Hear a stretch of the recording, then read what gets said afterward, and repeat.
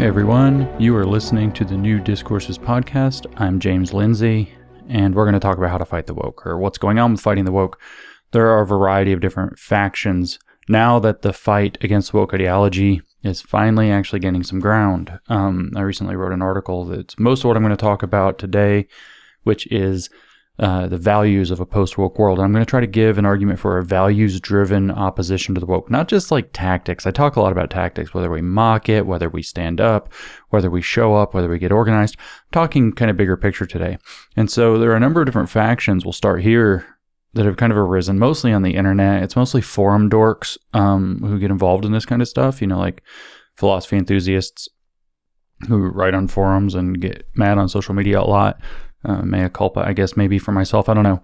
But there are a variety of different approaches, and we can kind of look at three sort of big, broad, sweeping, general ones. One is kind of the respectable approach, which I call the very smart people approach. I don't think it works.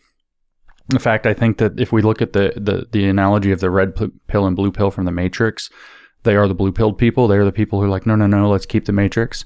They're not quite, whatever the Cypher or whatever the guy was that betrayed them and wanted to go back in and have his stake. They're not quite like that. They're people who were presented with the choice by Morpheus to take the red pill or the blue pill, and they were like, blue pill's all right.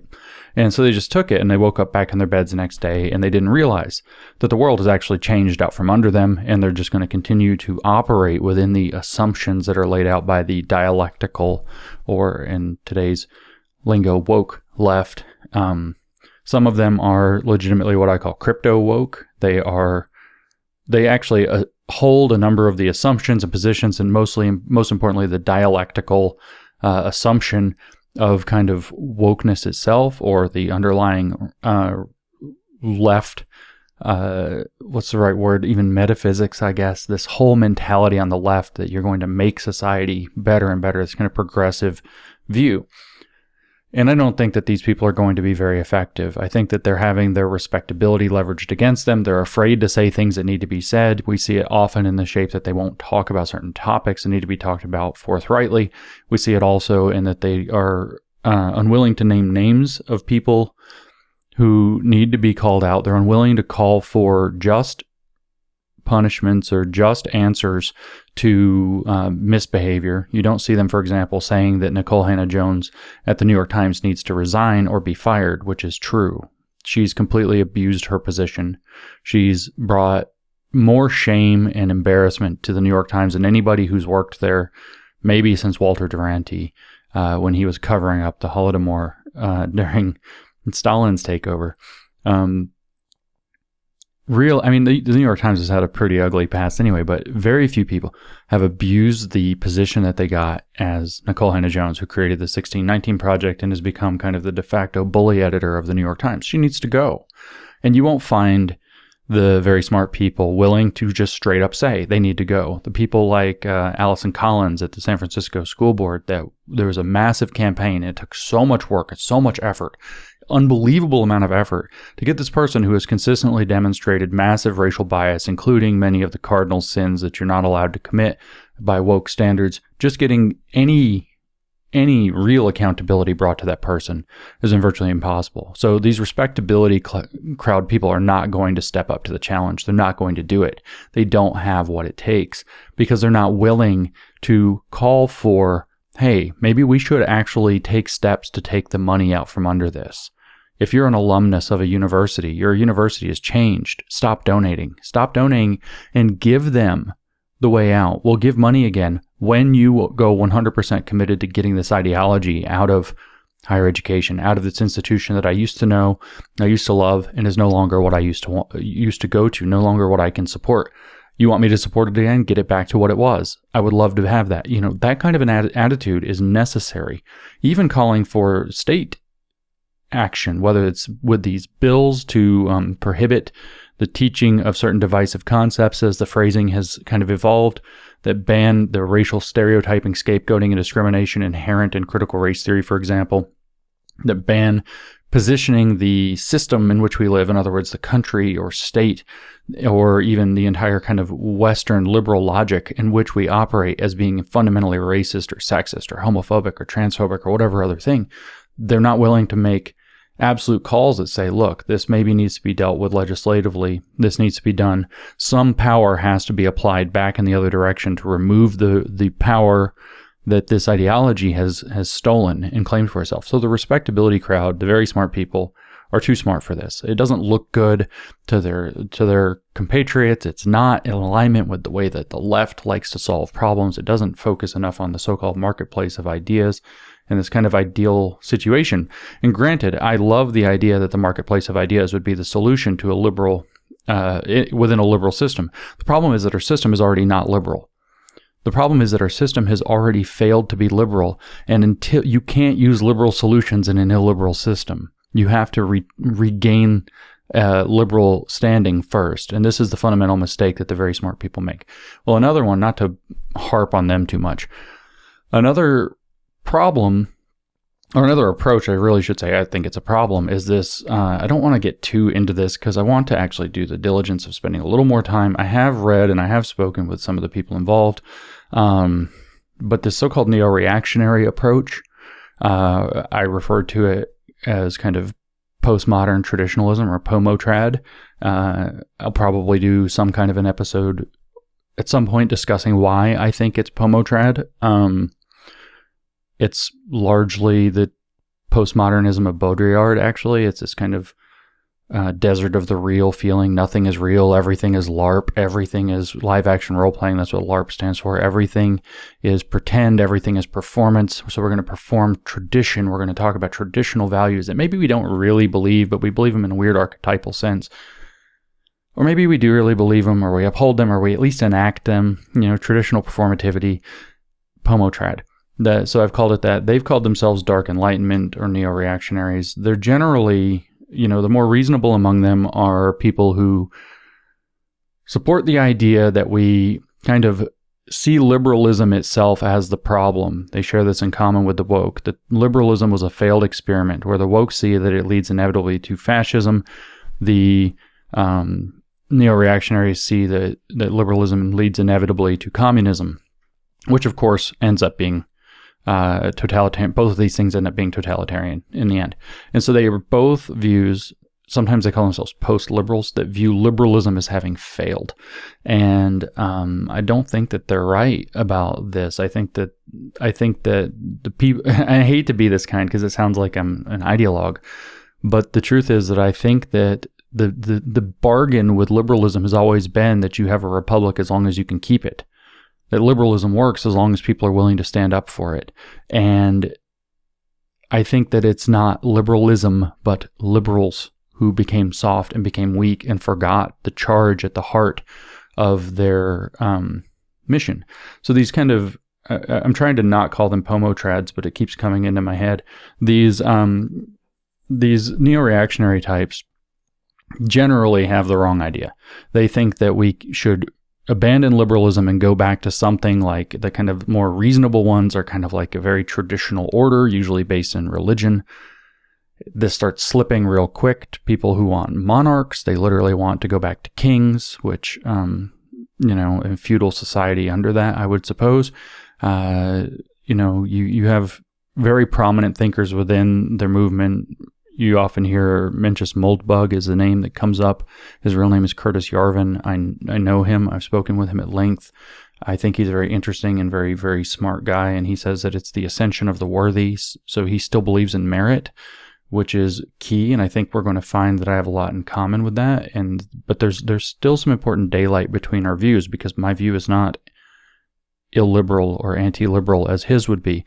And he's one of the most probably eloquent and reasonable articulators of what's going on in this ideology. I don't like a lot of his solutions. I think they're a bit extreme, but I think his analysis is spot on about how left-wing society, or in society in general, have been susceptible to left-wing thought, in particular this kind of ratcheting leftward. He calls it Chulu, swimming leftward. And I respect his thought a lot. I have taken quite a bit from it and found it to be very valuable. He and I have had very productive conversations. But, we have people who are now leaning more toward monarchy or return to monarchy. I've heard people that are kind of in the Catholic wing of this movement, and granted, we're getting more extreme, calling for it being time to have another Inquisition. And so they want a kind of very strict Catholic order imposed upon the world, which might or might not work out. I know, we worked pretty hard to get away from that, whether you're Protestant or whether you are kind of a liberal citizen of the West. We worked pretty hard to get away from the enforced Catholic order for reasons that were pretty good. The church itself got corrupt because holding lots of power like that tends to be corruptive over time, or corrupting anyway. And so we can go further, though. You find these folks frequently defending Franco and Pinochet. Franco was a dictator who took over in Spain. Very kind of brutal character, bombed his own people, etc. To his credit, he did resist where, say, France did not, the encroachment of especially communism. But really a brutal guy. And if you talk to a lot of Spaniards who are not kind of right-wing, they're not huge fans of Franco. He didn't bring all good, and corruption followed in his wake. Pinochet was a murderer. He was in Chile. And so, these are these kind of bloody rulers who stepped in and were able to resist communism, but at what cost? And I don't think these people are thinking realistically if they're holding up characters like Franco and Pinochet as role models. I don't think that's a realistic approach to getting to a post-woke world. It is, maybe. Maybe we will get to a post-woke world, but the problem is that it's a post-woke world that very few people actually want to go to. And in fact, I think they would be, if placed under its boot, less happy about having it than they think. They would have to just rationalize it, and would just rationalize it, as all ideologues will, as better than the alternative, better than what we avoided, the woke communist takeover. And, whatever. And then it gets even more extreme than that. I have actually spoken in person. This is how my whole giant James is an anti-Semite explosion came up on Twitter, was that I, without revealing any details, told the story of how I encountered at least one, but actually I've talked to a couple of these guys who are not like weird, not like some grubby right-wing goofballs. These are actually, professionals, and they were actually defending Hitler. And given what I do, I just actually had a podcast on this channel, a New Discourses podcast.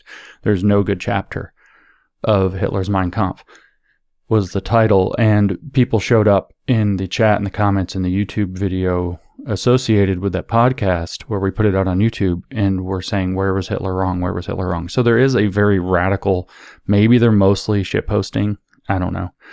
Maybe they're just trying to get a reaction. Maybe they're trolling, but some of these people I talked to in person were not. They, said that they did think that Hitler went too far, but at least he knew how to stop communists. And that's not really a great sentiment.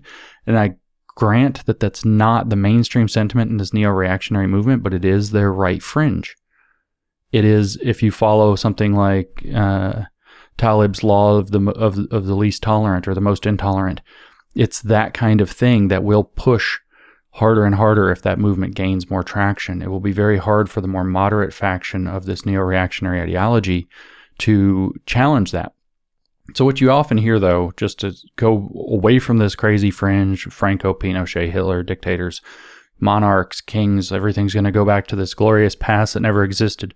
I'll point out also just briefly that they tend to believe, why I call them pomotrads, is that they tend to believe that because of the nature of the world that we live in, that power is the most relevant thing. A guy on Twitter, just some guy, I think, I don't know, maybe significant, defended the neo-reactionary ideology by saying that freedom is a social construct and that power is ultimately all that it comes down to. This is a very Foucauldian idea. Okay. You have another one, this young Romanian woman, as far as I can tell, maybe she's not as young, I'm guessing. She looks young. Is arguing, that everything is live action role play. Everything is performance. Traditionalism is performance. She has this blog about it, and what she's actually talking about is Baudrillard's Desert or the Real. This is very postmodern. And I've openly said that I think the postmodernists have a lot of great analyses of a world that's lost touch with its authenticity. But if we want to build a movement that's going to build a better world, we have to get in touch with authenticity, not further out of touch. We have to embrace authenticity and move away from things that see the desert of the real as the actual state that we live in. This is an illusion, by the way. This is pessimism and cynicism taking over your mind. It's nihilism taking over how you live your life. It is the inability to go inside of yourself and realize where meaning actually lives. And we can talk at some point at length. I wrote a book nobody knows about. I've sold very few copies back in 2016 called Light in the Light of Death, where I talk about my idea of where meaning resides. And I make the argument in brief that meaning resides locally.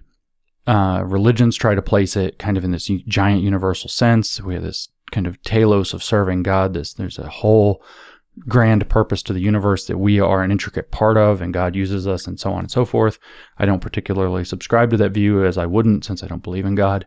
The woke and the communists and all the Hegelians with their historicism, and broadly speaking, the kind of young Hegelian tradition marching forward since the 1830s and 40s, or thereabouts, 20s maybe, following some of the ideas of Hegel, who I argue is deeply concerned with the roots of wokeness, one of the key roots of wokeness, have this belief that history has a teleology to it, history has a purpose, and it is our job to cause history to unfold through this dialectical process. When I called them the dialectical left earlier, this is what I was talking about.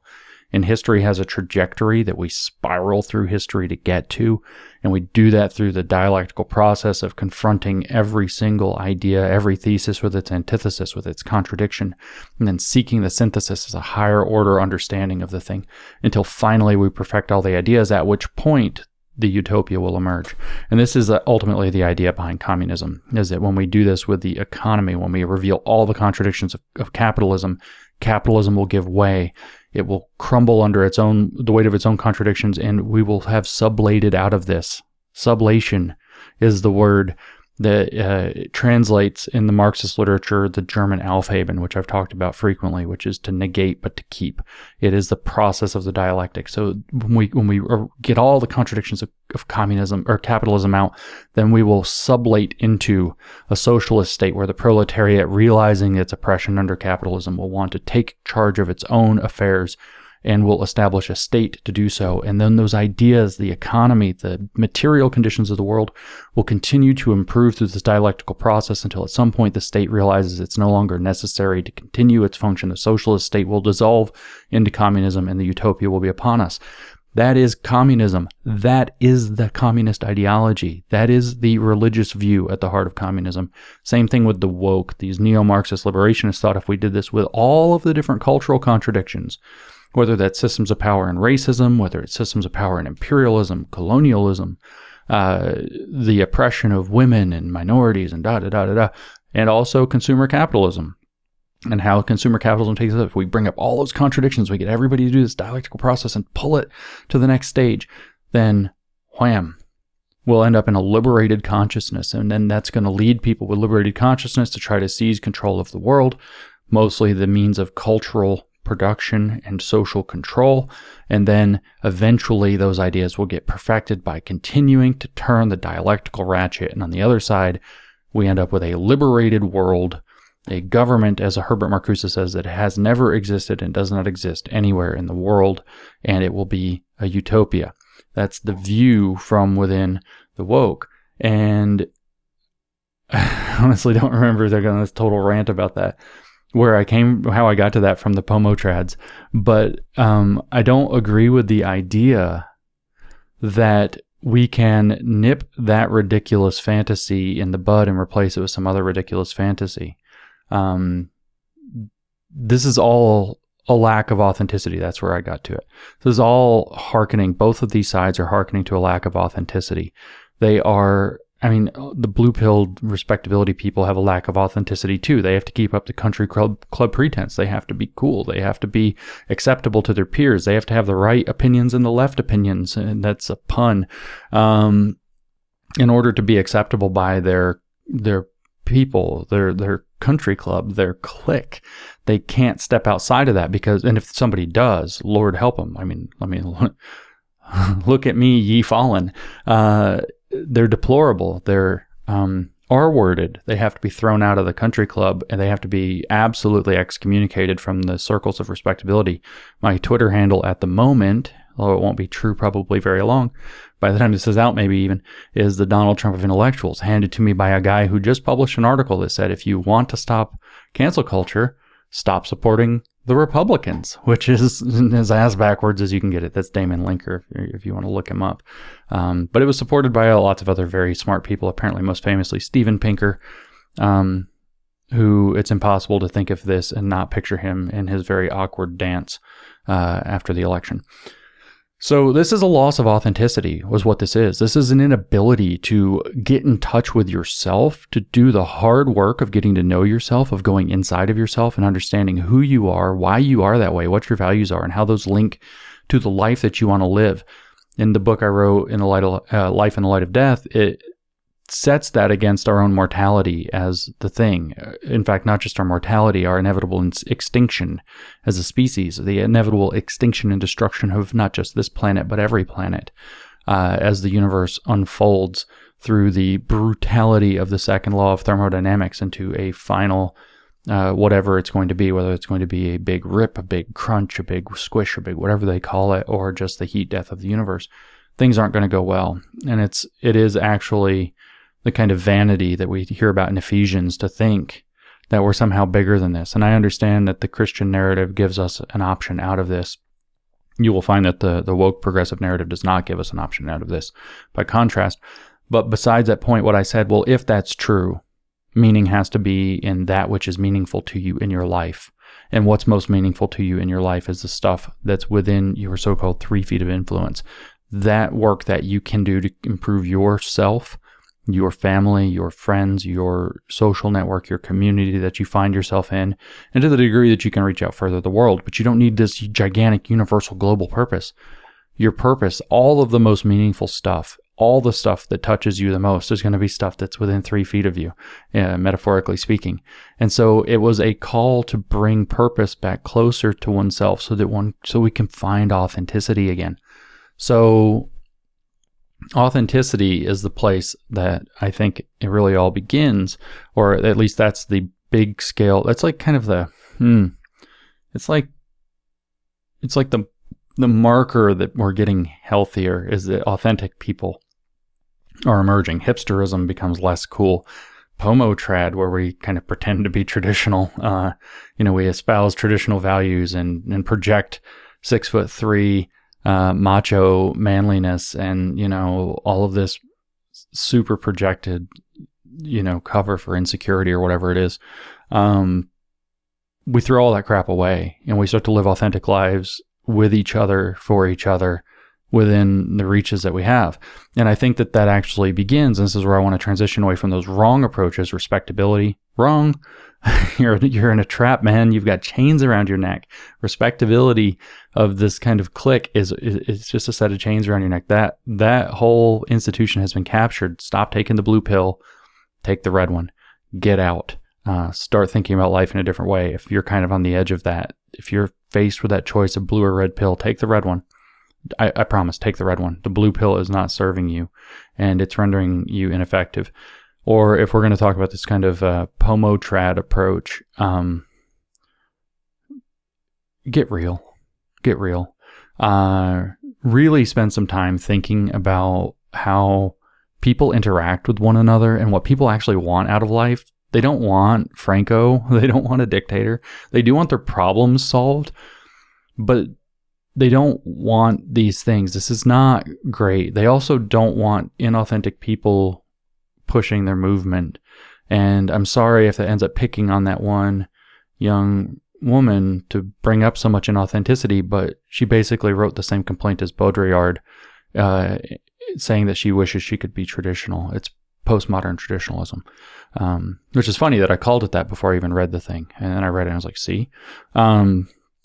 And it's just poison, by the way, to just think in terms of power all the time.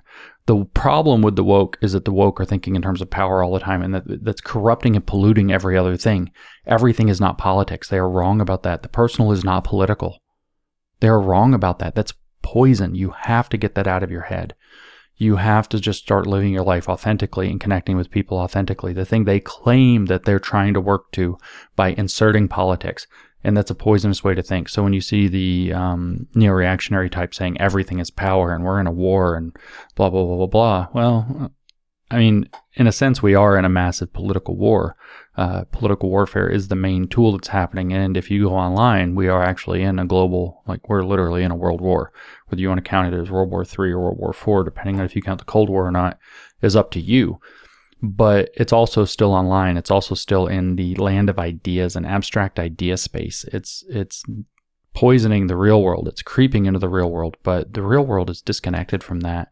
And if you spend too much time thinking that that's the state of the real world, you're not authentic, and you are going to end up LARPing, and you're going to end up doing silly stuff that can have profoundly bad consequences. It's the exact same error that the woke make. I had a tweet the other day just to kind of close up on them before I move into what I want to talk about, which is the values-centered approach that I think is key to reestablishing a healthy liberal order that is able to maintain itself until we forget again, or unless we forget again. I did a tweet where I said, the woke and the neo-reactionary crowd both say the same thing.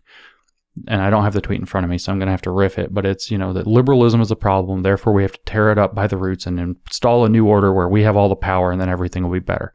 They have the exact same message. The only difference is that they have this very subversive, deconstructive approach on the woke side, which is totally just going to take everything apart. And they have this kind of rickety traditionalist approach on the other side, with a kind of like open invitation to a strong man to step in and solve their problems for them. It's like a daddy complex or something. We'll kind of have a mommy complex. And so I say reject both. It's time to grow up. It's time to be adults. It's time to live as adults. So if that means that I'm following Yarvin's advice, Moldbug's advice, and advocating, I shouldn't say, I don't want to become, but the ascension of the worthy, if I'm encouraging people to become worthy, genuinely worthy, and step up into this role, I hope to do so in a way that drives from values, and that those values are still going to be preserving of the liberal order, which, is an important and valuable invention. It certainly does have its weaknesses, and I think we do need to enter into the discussion of how to identify and gird liberalism against the exploitation of those weaknesses. And it is, for example, I do agree with the post-liberal analysis that it was a little bit naive of the original liberals to think that the individual, without thinking of how that individual fits properly into social contexts, was too extreme.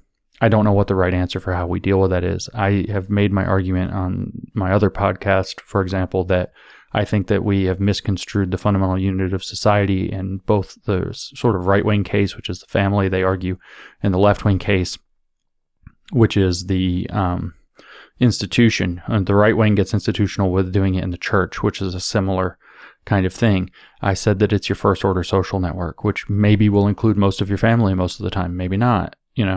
I had for a long time in my life certain among my cousins who were in my first order, but others who were not.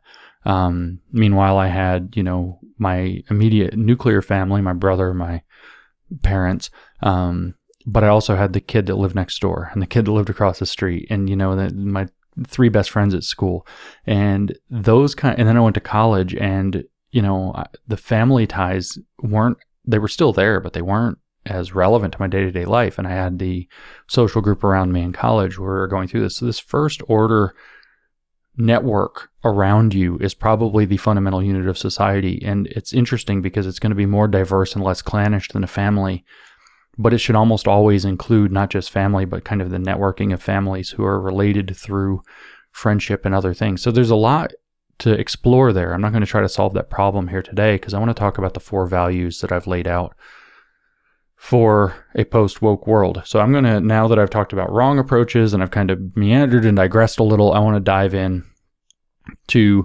how, as I worded it in an essay I wrote, The Values of a Post-Woke World on New Discourses. I said it's necessary now because I said we're finally we're not winning yet. We have made the first, we're establishing a beachhead. We are actually establishing a front to push back for maybe the first time in decades against wokeness. That's another dig on the Pomo trads who claim that they've been fighting this for years and people are finally catching up. Yeah, well, you got nowhere, okay? You got nowhere. Whatever you're doing it wrong because you got nowhere. And now people have stepped in with this other approach that they criticize relentlessly and call stupid relentlessly, and it's actually working. So, maybe put a cap in it. I think I screwed up my metaphors. Put a cap on it, put a sock in it. Just shut the fuck up, okay? Like, go think a little harder. But anyway, what I said is, we're finally making some progress. And if we're going to lead to a flourishing post-woke world, it's not yet clear what that's going to look like, but I make the argument that it has to be based in certain values. So we should set those values now. And I thought for a little while about what the key values are. I really wanted to get it down to 3, but I ended up with 4. We could probably expand it to 7 or 8 if we wanted to, but these values are, in my opinion, the core starting place where the 4 cardinal virtues or values that we should orient ourselves to. We should take them kind of like, it's stupid to say that 4 things are a North Star, but if we think of them as a constellation and place them in the position of the pole star, that's kind of what I'm talking about. And you're welcome to lean into whichever of the 4 that you think are most important, but I think that they're necessary for the establishment of a post-woke world that's full of promise and prosperity. And these 4 are, and I put them in this order for a reason. I think that the higher ideals are more necessary, and so I put them first. Truth is the first one I mention. Beauty is second. Liberty, which I have to actually, in the essay I just called it liberty, but it's really liberty/responsibility, because liberty and responsibility are 2 key things. So if you want to have liberty, you've got to have responsibility. So responsibility is really more of the value that's necessary, but liberty is something your eye should be set on. I think, as I've thought about it more since I wrote this, that responsibility is the key value that liberty springs from. And then the 4th is merit. We have to value merit. Merit, in fact, evaluation of outcome and judgment by outcome is going to have to be core to any world that intends to flourish. So I listed these in order. I'm just going to kind of go through the points I raise in the essay a little bit. And the first thing I point out is about truth.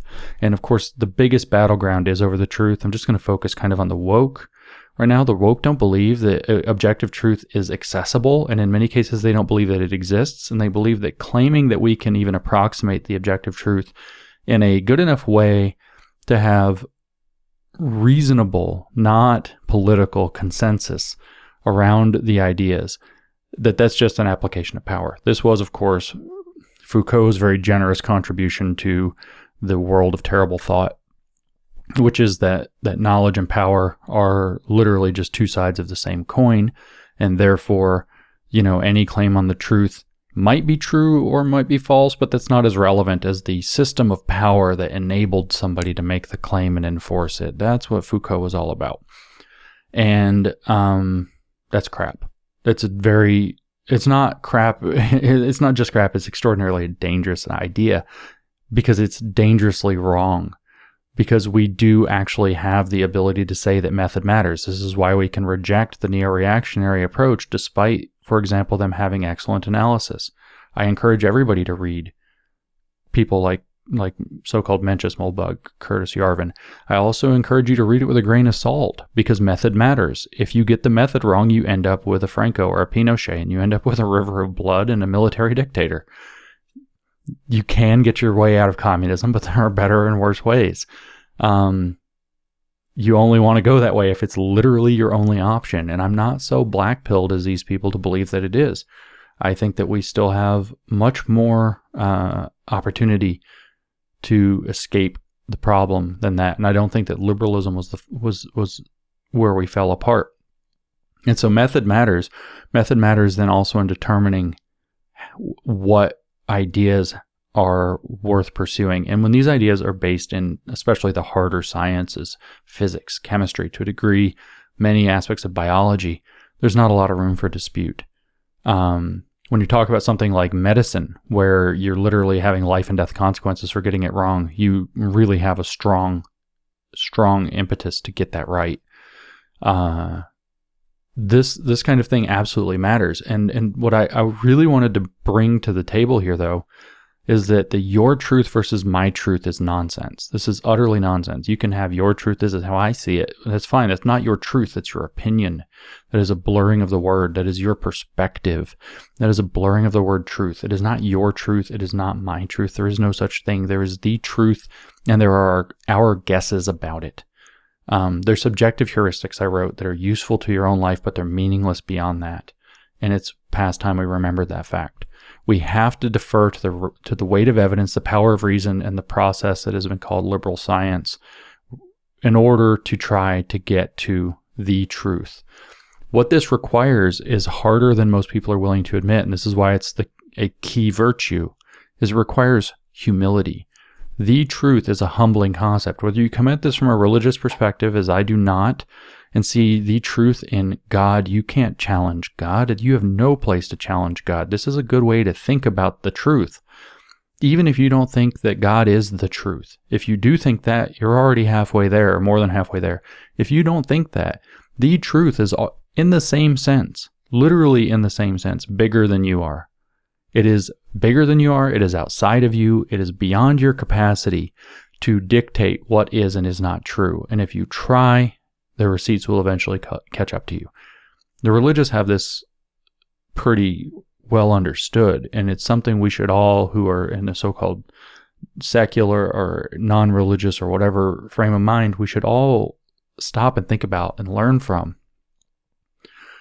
I wrote in the essay, we as mere men are subject to the truth of the world and the truths of our own nature as beings in this world. In other words, human nature exists, and we don't get to change that. There is no new Soviet man on the horizon. There is no new liberated man, as Herbert Marcuse argued in his essay on liberation in 1969, that we should be working toward.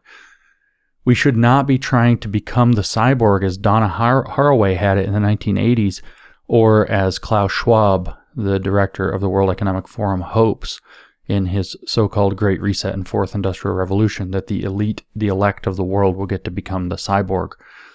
No, this isn't a good idea. There is human nature, and we are subject to our own nature. We're also subject to the world around us. And what we must do is have a broad conversation that very heavily favors reason, evidence, and appropriate, targeted criticism. Criticism that doesn't necessarily first it goes after the merit of the method of finding the idea, not, for example, the motivations of the person, although that's important. We have to look for conflicts of interest. And certainly doesn't just go after saying, well, that idea is something racist or sexist or evil or something. That's not sufficient. Some truths are uncomfortable, and we have to actually deal with that. We have to humiliate ourselves before the truth, in the same way that the religious believe that we should humble ourselves before God. Lies, I wrote, may for long be sustained against people. The Soviet Union lasted 70 years. But they cannot be sustained against the world, which merely is and doesn't change because we hope it will, or in our smallness and fear believe we need it to change for us. So this is why we have to put truth first. Rather than talking about it religiously in terms of Christianity, in the essay I talk about it in terms of the Taoists, who refer to it as the way, and they say that that life goes best when you live in accordance with the way, the Tao. That's what we really have to look for. The process to finding truth is that we do have to, the Enlightenment guys were right about this. We have to defer as much as possible to evidence and reason. We have to realize that as the human animal, part of our human nature is not to think in terms of evidence that might disconfirm our beliefs, but rather to seek out evidence that tells us that we're right. That's called confirmation bias, or even desirability bias. We are also strongly predisposed to want to find, to call reasonable that which agrees with the people around us. In other words, to fit into our social group. That's what Jean-Francois Lyotard, the postmodern philosopher, correctly criticized as a, quote, legitimation by paralogy, or what I called paralogical argumentation in my essay about psychopathy and totalitarianism. It's the idea that a consensus around us determines what's true. And that's not how this works. We have to defer toward evidence And we have to use reason that tries to overcome. When I say evidence, the totality of evidence. In fact, disconfirming evidence is what we should be seeking. This is what philosophers and scientists understand when they're good at their craft. But also reason. We have to understand that the Enlightenment philosophers recognize that human beings are confirmation engines, confirmation bias engines, and social group bias confirming engines, desirability bias engines. And so that we have to slow down, as Daniel Kahneman had it in Thinking Fast and Thinking Slow, and we have to step out of that intuitive way of thinking that's so quick and so natural and so useful for navigating the social world, 90% of our interactions, when we need to get right answers about things. Not when we have to get along with our friends or our neighbors or get through a dinner or whatever. Not when we're just hanging out, but when we're trying to get to the right answer about how stuff really works, about whether or not it's a good idea to put teenagers on puberty blockers, or preteens, I should say, on puberty blockers. We got to slow down. We're not using intuitive reasoning anymore. We can't rely on ideological thinking. We have to defer to the evidence. We have to use the most reasonable and rational processes, which come out of our very prefrontal cortex regions of our brain that are the slower, more deliberate, more reasonable side. There is a clear distinction between these two. It's been outlined well by Kahneman. It's been outlined well by Joshua Green, who talks about it in terms of automatic, like in a camera where the focus is very quick, and manual, where you really have to twist the knobs. The automatic focus is fast, but it's never going to be perfect, whereas the manual focus is really slow in particular, and you can get the exact perfect shot. You have to know when to be in each one of those modes, and when we're trying to get to right answers, when we're trying to get to truth rather than to navigate a social circumstance, we need to rely upon that slower, so-called manual approach. Maybe it's only 5 or 10% of the time of your life. 90-95% you're intuitive and flowing. That's fine. But we cannot, when it comes down to getting the right answer and it mattering, throw out reason. We cannot see reason as an artifact of white supremacy that was meant to keep other ways of knowing out. The other ways of knowing are not ways of knowing. They're ways of interacting. And getting that clear is super important. So how does this process play out? Well, people are going to make mistakes. Their biases are going to be what they are. They're going to have blind spots. They're going to miss things. They're going to have desirability and confirmation bias kind of ruling. They're going to have selection bias. They're going to use the availability heuristic. They're going to make all kinds of mistakes. And so that's where criticism comes in. Not the ruthless criticism of everything that exists that Marx had advocated and the neo-Marxists and all the critical theorists ever since have brought up, which doesn't even care if you get it right, but rather the kind that Jonathan Rauch outlines in his book, Kindly Inquisitors, as so-called liberal science, which has two fundamental principles. No one has special authority, and no one gets final say. If we want to get to the truth, those have to be the rules, which means your lived experience, which is a form of special authority, doesn't carry much weight. It is a beginning point of a more rigorous analysis if we want to get to the truth. And nobody gets final say. So if you present your lived experience and somebody says, well, I don't think that matches the actual world, you don't get to say, you can't question my experience. You're denying my existence. Sorry, that's not the process if you want to get to truth. No one gets to become the arbiter of saying this discussion is closed. Every question can be asked and asked again and asked again, and every question can be brought to the table where we're going to judge it against the most objective standards that we can. For example, evidence is a very objective standard. For example, the reasonable person standard, that we actually do have a reasonable person, or a range of things that a reasonable person would accept as typical, and these kinds of standards are very important. The postmodernists, for the woke, have this completely wrong. The critical theorists took it very cynically and have manipulated it, have it very wrong. So the value of truth must become sacred to us, and we must focus on where understanding. Wisdom is knowing when truth matters, right? Another way of putting that, one of my favorite sayings is that wisdom is knowing when to break the rules. And what that means is that wisdom is knowing when truth matters. And when truth matters, we have to defer to these slow, painstaking, humiliating, and humbling processes where our best ideas are going to get smashed on the rocks of reality, and we just have to live with it, because if we don't, we're going to take a bigger risk. We're going to pay the price of defying reality, or if you're religious, defying God is another way you could phrase it. It's not going to work out. So these values, the value of this has to be held sacred. And it's knowing when that matters. The recipe is knowing to hold truth as the top value, knowing when that matters. It doesn't matter when you're having your conversation with your friend about whether or not your friend's tea is good or whether they've gained weight or whatever. You don't have to always, that whole debate. Okay. You could tell your friend that she looks fat in her new jeans or whatever, but maybe it's just like, whatever.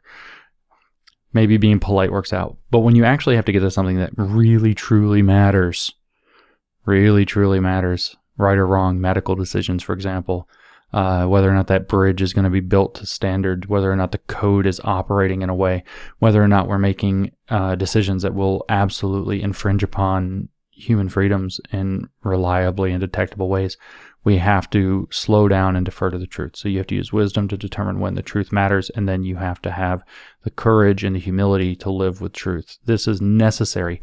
No society that flaunts the truth will flourish for very long. You have to flourish in the world as it is, which means you have to understand the world as it is. I said in the essay that to value truth is to eschew fantasy and ideology and embrace reality. This is possible. So the second value I advocate is beauty. Beauty, normally I'm a little on the nerdy side myself. I know I criticize the dorks. We really do need to elevate the beautiful.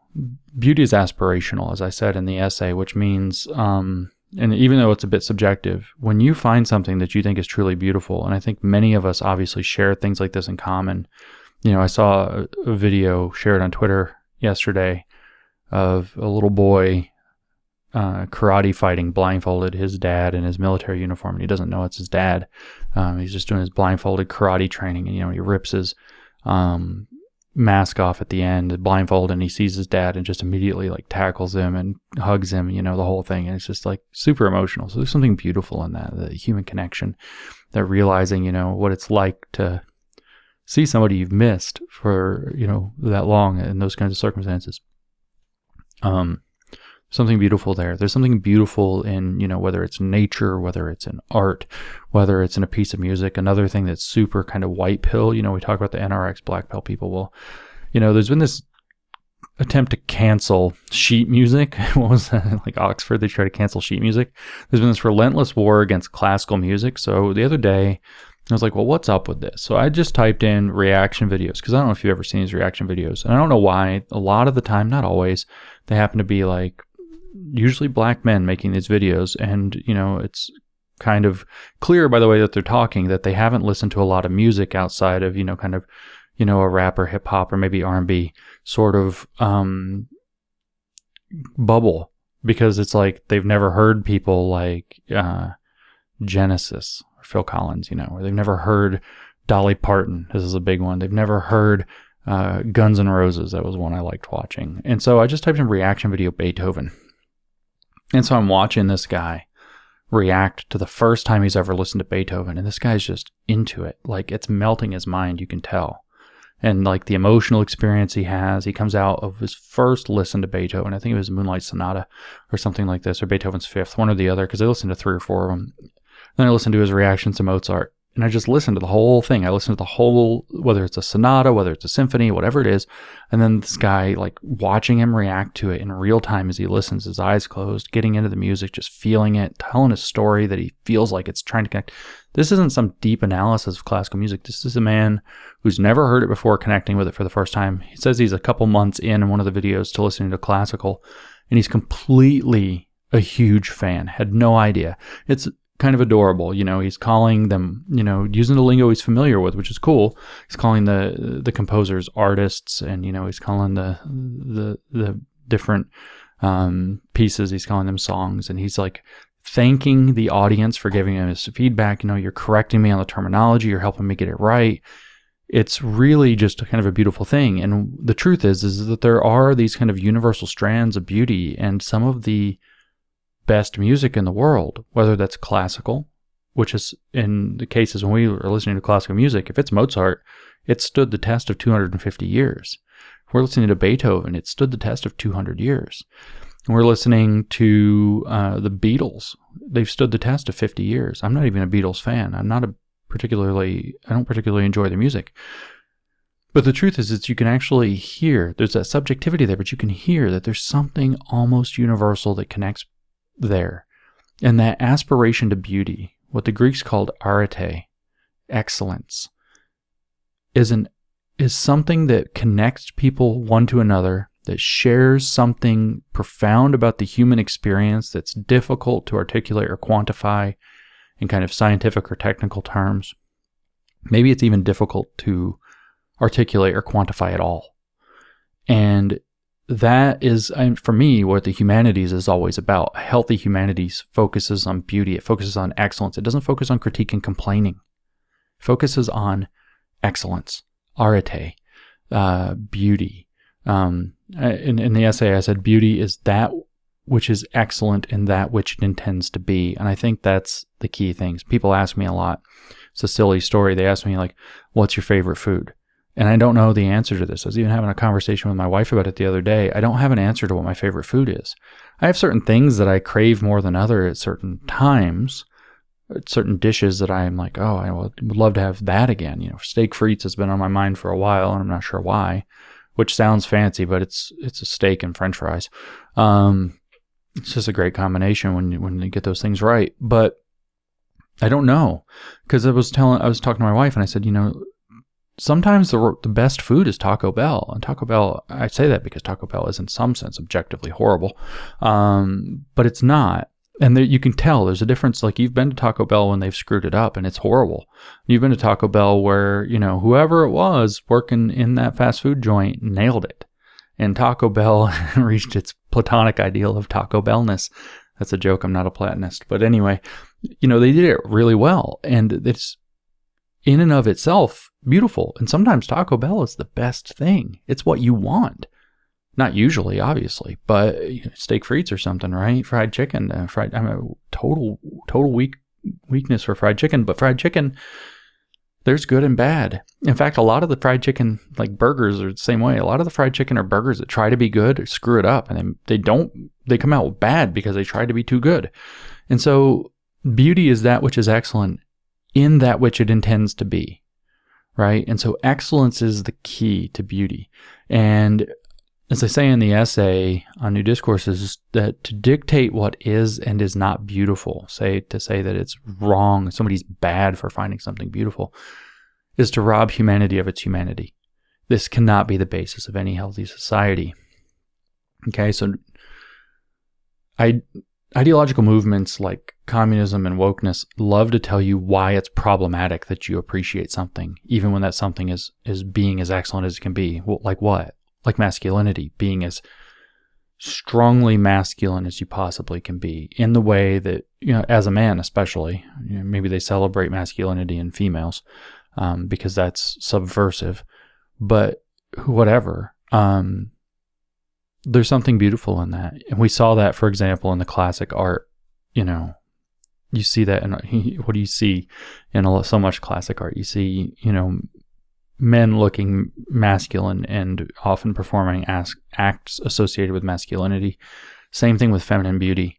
Is there anything better? I mean, maybe I'm speaking as a super straight man here, but is there anything better than feminine beauty? Is there anything more inspiring to make you want to go out and do something positive to win access to it than feminine beauty? Natural beauty is great, right? You'll go hike some god-awful mountain to get some natural beauty in your eyeballs. But the key is that beauty and excellence, something being great in what it's trying to be. Taco Bell being good because it's the best Taco Bell it can be. What's your favorite wine? One that speaks to the varietal and the land where it came from. You know, one that was made well, one that was crafted well, where that it's not enough to get the product out, to have this bland commodity, which is what, you know, the woke, going back, the neo-Marxists said that's what we're robbed of through capitalism, which is absolutely incorrect. That's what we are able to accomplish when capitalism allows people to have the sufficient means to be able to pursue excellence in their own chosen paths. If you want to do excellent reaction videos and that's your gig on YouTube, good. And if you want to do excellent wine, good. If you want to do you want to go read J.R. Tolkien and get all geeked up and decide that you're going to plant the best garden like the hobbits, or craft the best natural kind of living environment, or make the best cordials like the elves, or if you're going to build the best works of stone or organization of masonry or whatever, blacksmithing or whatever like the dwarves, if that's your thing, bring it to the world. Beauty is that which is excellent and that which it intends to be. Try to bring those classical ideals back to the front, and do it in a way that connects with this weirdly kind of, deconstructive world that we live in. Where's the beauty in that? Where can you do deconstruction in a way that makes it beautiful? That's a challenge for today's time. That's art that's going to connect. That's going to reach these people who think that we live in a desert of the real, because it hits that postmodern note, but then grounds them back into beauty. My friend, the artist Dorian Vallejo, makes excellent paintings that are of this type. They pull just the right elements out of this kind of digitized, modern, deconstructed, postmodern or postmodernity shaped world, and they're able to do something. He's able to pull that back into beauty in just a gorgeous way. There are others. You can do this too. I say that the call to center beauty in a post-woke world is a call to a second renaissance that pulls humanity up and out of the cynical, pessimistic mire of modernism and postmodernism. It helps us prevent that crisis of authenticity. Okay, beauty is the call, I say, to be better in everything we do, everything we build, and everything we aspire to be. It is the cornerstone of a flourishing post-woke world. If we want to flourish, we have to find what stirs us as man. And what stirs us as man is beauty. Truth is necessary in a sense, but it's not sufficient. Beauty adds to the sufficiency. In fact, it offers more of the sufficiency than truth. So about liberty and responsibility.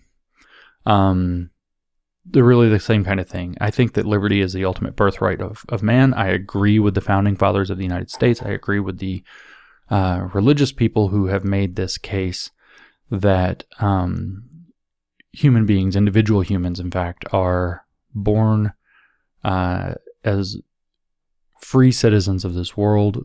They live within polities and therefore have to conform to the laws of the states in which they live, and so that those states have an obligation to secure liberties that are the providence of men, not to grant privileges to them. Okay, so I say that liberty is threatened by the woke ideology in its relentless bid to gain power, which it confuses for empowerment. So we have to lean into true empowerment, and with our eyes on being free people, free individuals, free even if we want to talk in terms of the necessity now to form communities, but free volitional communities that come together, made up of individuals who want to share common philosophy or common metaphysics or common beliefs. That liberty has to be preserved, and the path to that is genuine empowerment, and that genuine empowerment comes from taking responsibility. The problem is that, of course, liberty is in tension, I write, with security. It's also in tension with liberty itself. Those are two kind of difficult points around liberty.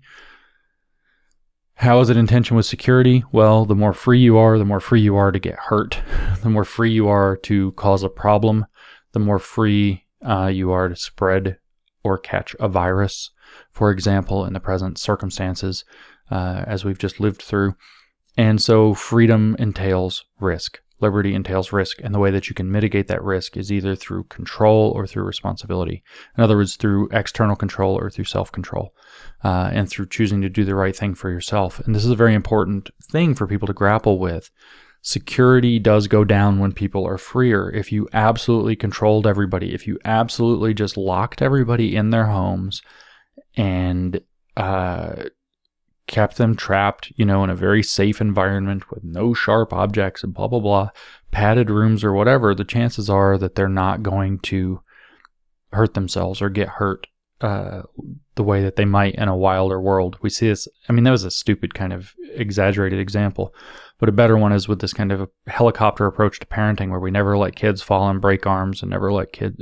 Who wants a kid with a broken arm? Nobody wants to deal with that. Nobody wants to have that. But the problem is, and I think Jordan Peterson has probably pointed to this out the most powerfully and eloquently, is that you take another kind of risk when you try to mitigate other risks. Everything in the risk world is trade-offs. It's all about trade-off, one risk to another. So you can imagine that padded room, you're going to go crazy. You weren't crazy when they put you in the padded room necessarily, but you will be by the time somebody else opens that door, not too long later.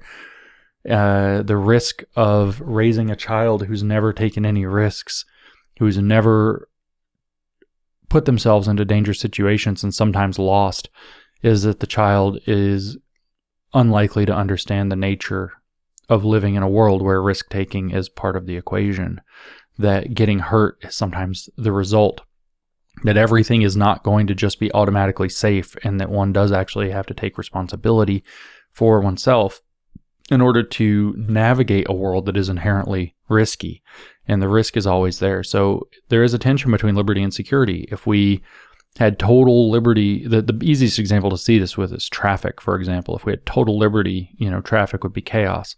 So what would happen is we either have traffic laws, or we would end up developing traffic norms, like you see in countries like India, for example. If you ever Google that, or use your favorite not Google search engine to look that up, and watch traffic in some of these other countries where their traffic laws are looser or different. There are still strong norms. People figure out, driving here in the Southeast where things are one way, and then sometimes traveling to LA, I see that the traffic norms are tremendously different. There are things that people do in Los Angeles to pull out into traffic because there's a gap, and you kind of like create your gap. They do this in New York City and probably in lots of cities, that if you tried to do that here in a kind of semi-rural area in East Tennessee, the guy that you're kind of like wedging in on will probably speed up and hit you just to hit you. Like there are different norms. Like here it's a very wait your turn, but in Los Angeles, if everybody had to wait their turn all the time, nobody would get anywhere. So there are laws and there are norms, but you can see how the more secure you try to make the situation, the less liberty people are going to have, and vice versa. The more free you make the situation, the more often you're likely to run into traffic accidents and collisions and other problems. Another good example with that would be, do you have vehicle inspections and registration or whatever? And obviously there are lots of problems with that. But if you're driving a jalopy, pieces are more likely to fall off than if they're not, and that's going to generate other issues. Just to throw some ideas out there. Does not to try to resolve this tension here. It's to point out that there is an inherent tension between security and liberty. If I had absolute liberty and were the type of person that went around shooting people, that would be a bit of a problem. So taking some of my liberty to shoot somebody away from me becomes a situation in which that kind of violence is reduced, and thus people can feel more secure. And to have actually a flourishing society, you do have to have a measure of security, but you also have to have enough liberty to be able to use that security. So these two things exist in tension. The other aspect is that liberty exists in tension with itself, because we are not individuals who live totally on our own island, as it's been said. We are, in fact, individuals who live with other individuals who also have their liberty. So my exercise of liberty might infringe upon your exercise of liberty, and vice versa. And so there is a tension between liberty and itself. And so the way to navigate these tensions is responsibility. So responsibility becomes a cardinal virtue. If we're talking about dealing with the woke, they're like pathologically allergic to responsibility. What do they primarily do? They try to blame the system when stuff doesn't go their way. They don't talk about things in terms of individuals. They talk about it in terms of collectives. They don't want to force people to figure out life for themselves. They want people to be forced into categories and collective groups, political blocks, who operate kind of with one mind in a sense. It is collectivism. And why? Because it diffuses the responsibility into that of the group, and you can now blame entire other groups for, one group can be blamed for another group's problems, and then the individuals within it have a way to defer both blame and responsibility. Collectivism is kind of like enforced teamwork, whereas individualism allows for teamwork. And responsibility is sort of, again, the mediator, The woke try to displace responsibility off of themselves and place responsibility onto others. The downside to this, because everything's a trade-off, without ever taking responsibility, not only do you never grow, not only do you ever have the opportunity to understand how your actions connect to the outcomes that you maybe do or don't want in life. But you also, by eschewing responsibility, you create conditions in which flourishing almost becomes impossible, and security has to be granted by kind of some outside entity, usually for them the state. And so this is really a threat to liberty to think in this way. And really, this is at the heart of the entire woke ideology. You go back, whether you talk about communism or liberationism within the neo-Marxist paradigm, the idea is that when everybody has the same set of perfect consciousness, critical consciousness, class consciousness, racial consciousness, whatever, these consciousnesses, feminist consciousness that they're always trying to wake up. When everybody thinks the same way, everybody's on board, and then the ideas of the society start to get perfected. Then we'll have a totally free society. Well, what they're hoping for with liberation then is freedom without responsibility. But because the world isn't perfectible, that's a lie. Freedom without responsibility is just a world that's going to fall apart, and where people who have more capacity to manipulate the situation, whether by force or other forms of coercion, are going to seize all of the power and dictate for everybody else, and nobody's going to have any freedom except for the people at the top of that pile. It's an absolute disaster. So liberty is the third core value, and liberty is created through taking responsibility, or they're actually two values that are connected so closely that they can't be separated from one another. Liberty and responsibility is the third that I advocate getting to a post-woke world. And finally, I advocate merit. This is getting a bit long, so I'm going to try to tidy this up without diving into too much more.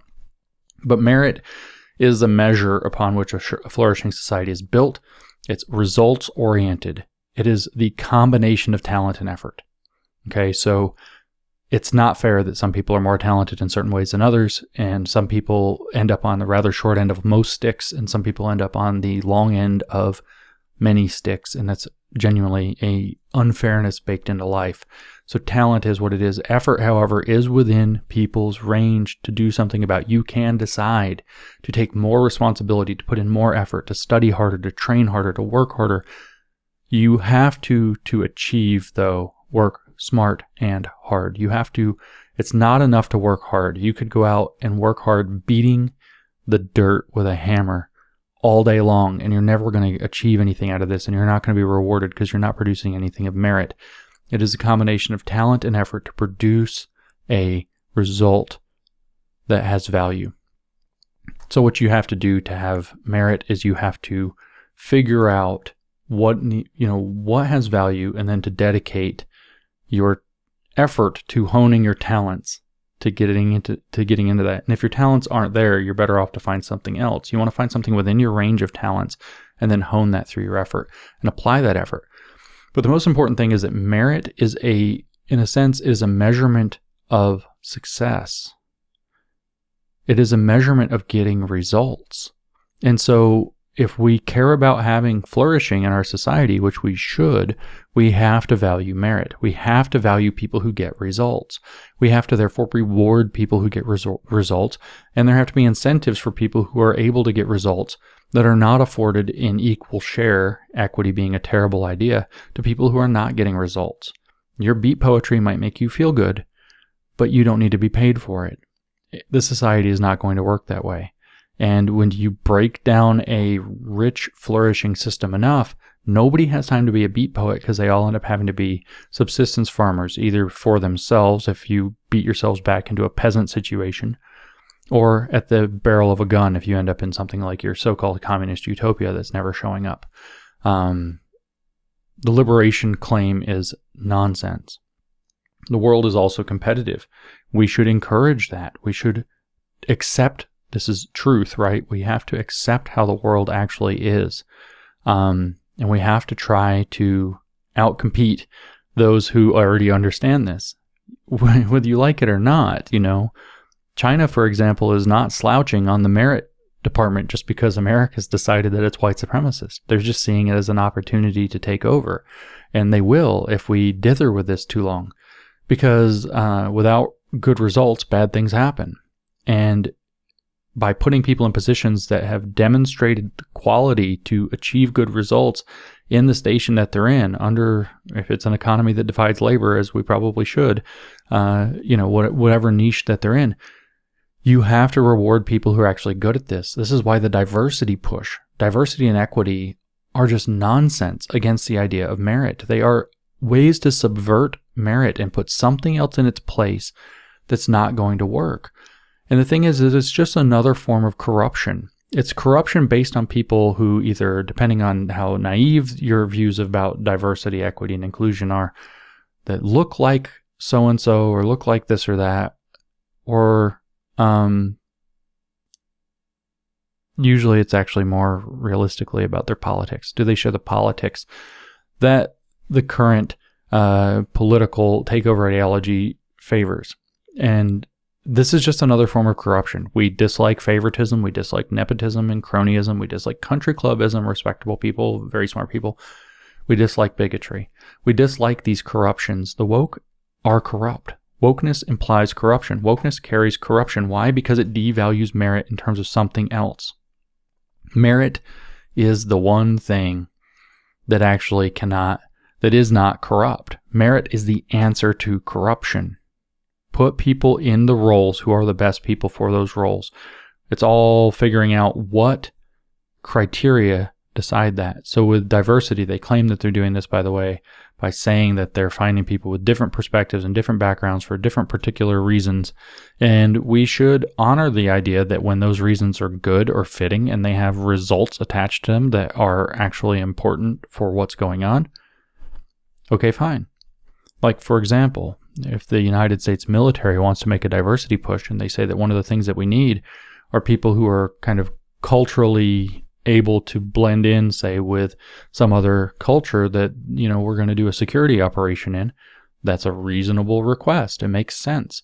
But if they say that we need diversity because we have to figure out some kind of quota that matches what American citizens look like in some way, this is nonsense. It has no particular value. And the argument that the woke give is that, well, people from different backgrounds have different perspectives, and those different perspectives are going to bring in different cultural backgrounds and different knowledges. There are not different knowledges, by the way. Those are going to come in and create no. Clearly state why you need the diversity that you're claiming that you need, and then bring it in. This can be diversity of expertise. This can be a lot of different kind of diversities, and but you have to be able to make a good argument for it. And then people actually, when they get put in those positions, actually have to be merited for those positions. We want to avoid those corruptions. Wokeness is corruption. There are limits on merit. Merit is an ideal. I don't want to harp on how the woke just crap all over merit, but merit is an ideal. We only know so many people. We do tend toward favoritism. We do tend toward nepotism. If my friend recommends somebody for a job, I tend to trust my friend more than, some random applicant.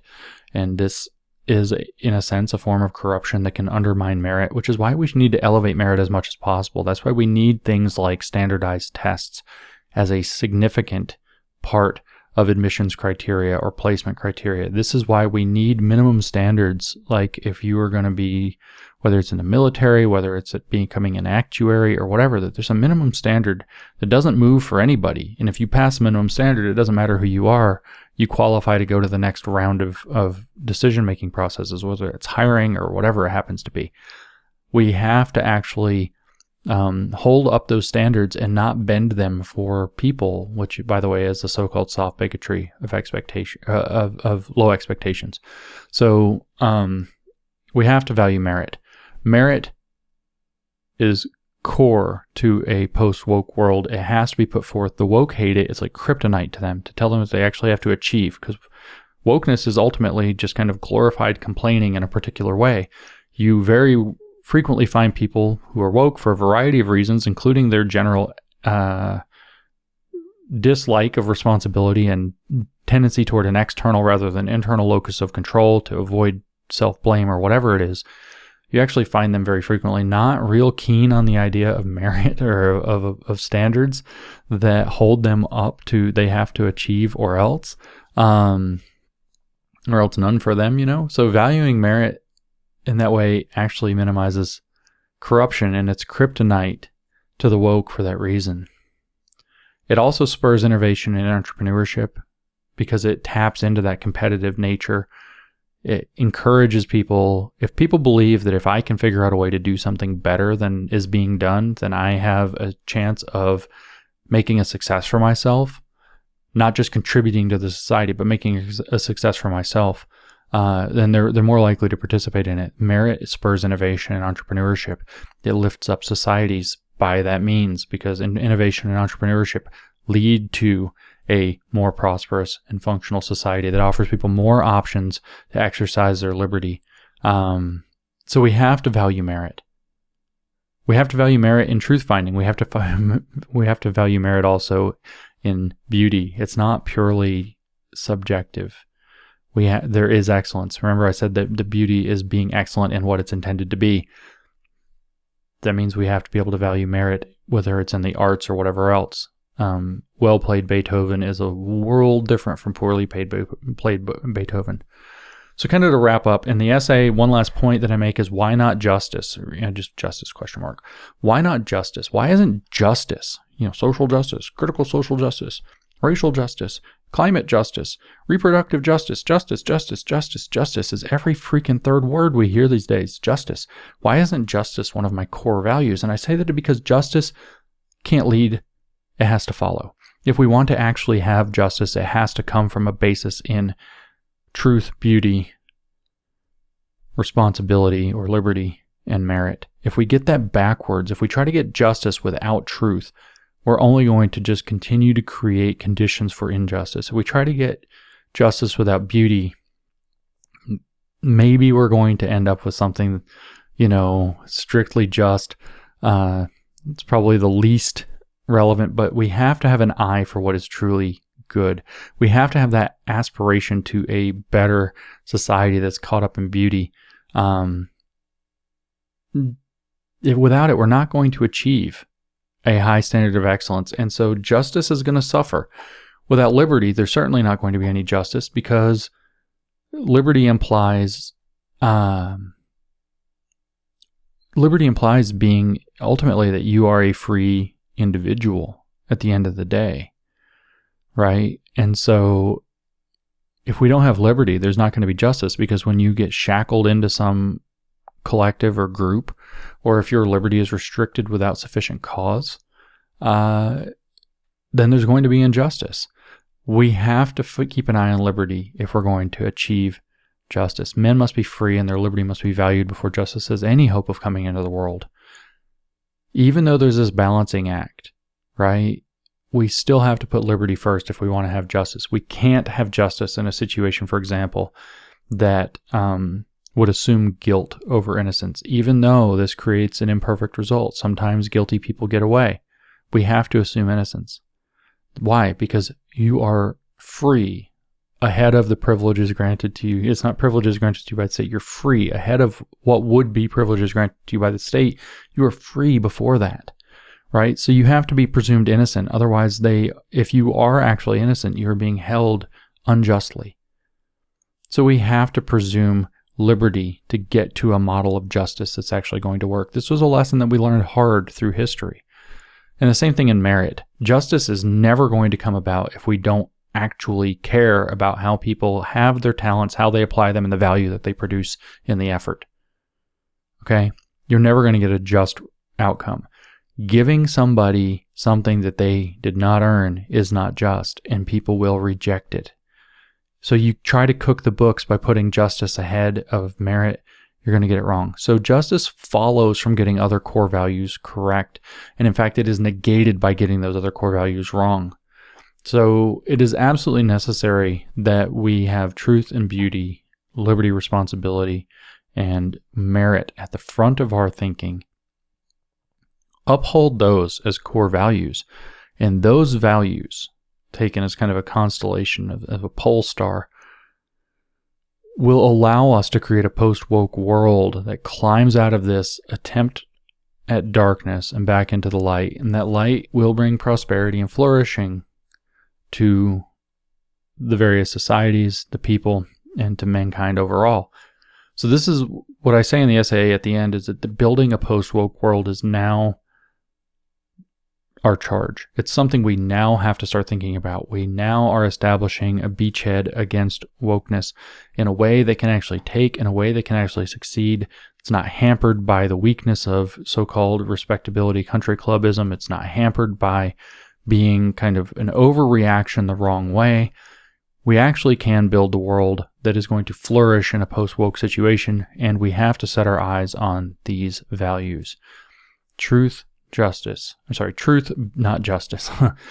I've started to go into the whole Superman thing. Truth, justice, in the American way. No, truth, beauty, liberty, which is to say responsibility, and merit. And I say that I say that a post-woke society isn't tasked with realizing these truths, these facts, so much as it is with remembering them. We already know that those are the things. These ideals were already understood before.